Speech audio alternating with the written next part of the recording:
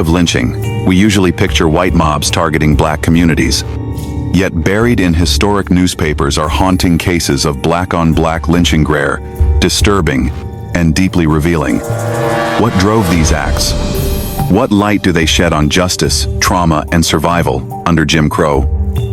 Today, we peel back another layer of history one few dare to explore. Before we dive deeper, let me introduce myself. This is Afrosphere Archives, a channel dedicated to uncovering the untold stories of black people around the world. We explore the real history that shaped us but rarely gets taught. This channel isn't just about history. It's about legacy, justice, truth, and reclaiming what was buried. If that sounds like something you believe in, make sure to hit that subscribe button and turn on the bell. I'll be uploading more documentary-style videos like this covering global black culture, deep investigations, and stories that deserve to be heard. Mobs in America were usually white. But in 1911, Kansas City saw something different, a mob of 500 black men, screaming for blood, ready to kill one of their own. The target? Wesley Robinson, a man who confessed to butchering his own wife, and if it wasn't for the police, he would have been lynched and burned before sunrise. April 1911. Wesley Robinson, a black man, admitted to strangling his wife, dismembering her with a knife, and burying her in their home. But it gets worse. His 11-year-old stepdaughter was found dead too, dumped near a pond. And Robinson blamed his wife's half-sister, Jane Hill, claiming she manipulated him into the murders. When the black community found out, they vowed to lynch him by the end of the day. 500 men formed a lynch mob, chasing Robinson down, demanding vengeance. But then, police arrived, guns drawn, and a gun battle ensued between the angry Negroes and the police officers protecting Robinson. They fought through the crowd, grabbed Robinson, and dragged him to jail. In the end, Robinson managed to escape the lynch mob, but nobody knows what happened to him afterwards. Lynching in America usually brings to mind one horrific image: white mobs hanging black victims. But in 1910, Washington, D.C. witnessed the unthinkable. A white man, Edward Purdie, was seconds away from being lynched by a mob of 150 black men. November 20th, 1910. Edward Purdie, a construction superintendent, was walking with a friend when they made a bet about 3 black men they saw on the road.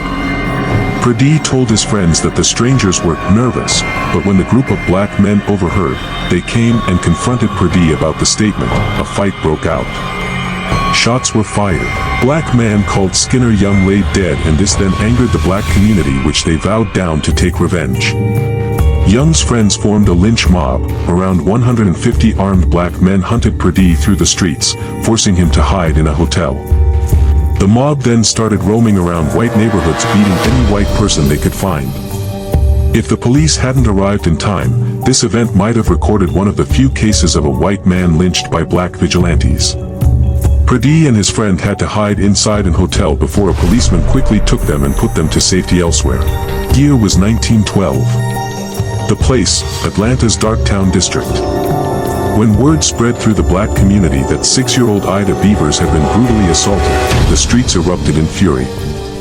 500 black enraged residents formed a lynch mob, but their target wasn't black. He was a white man named J.Z. Justice, but that didn't stop them from carrying on with their mission. Justice was dragged through the streets and a noose appeared.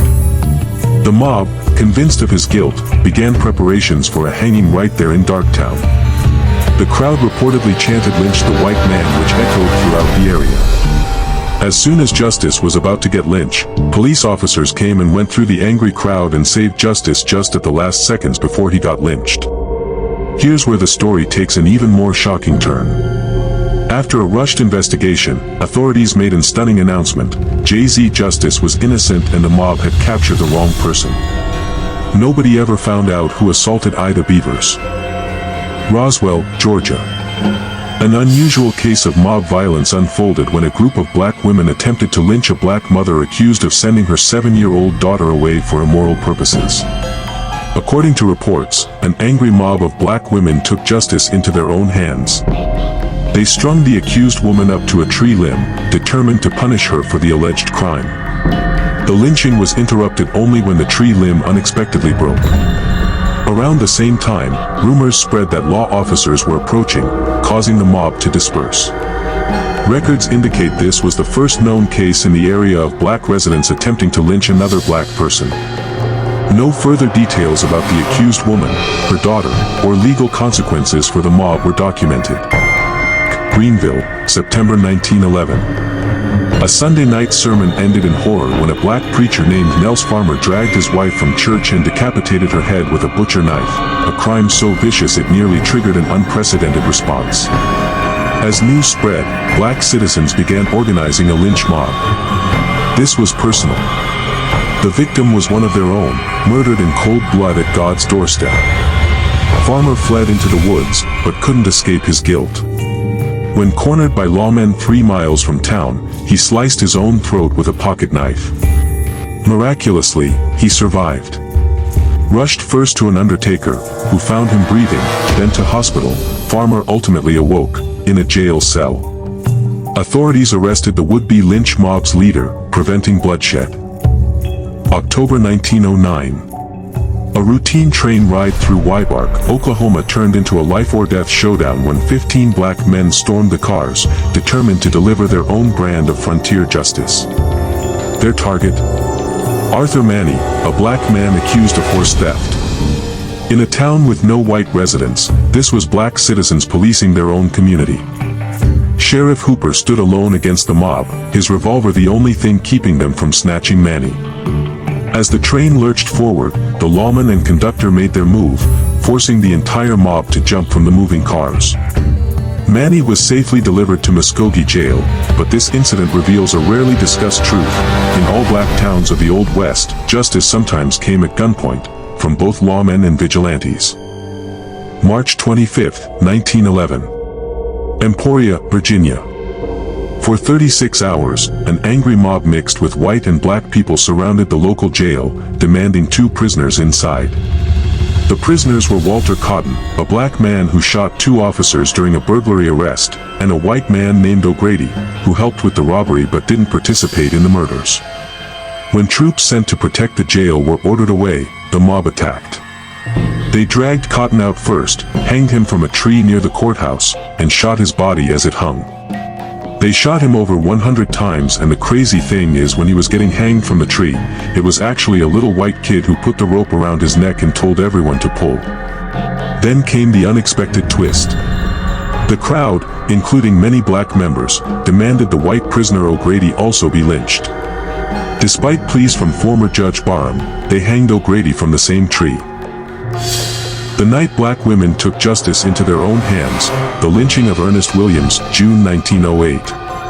Parkdale, Arkansas. In a story you won't find in history books, a group of black women did the unthinkable. They formed a lynch mob. Their target? A black man named Ernest Williams.